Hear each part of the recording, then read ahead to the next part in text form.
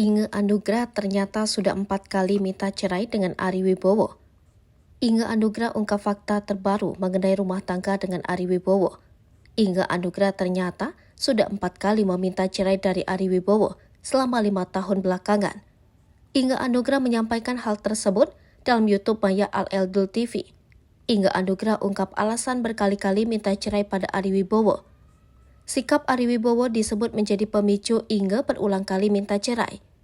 Inge Anugrah merasa Ari Wibowo tidak pernah berubah dalam 5 tahun belakangan sejak masalah mereka muncul.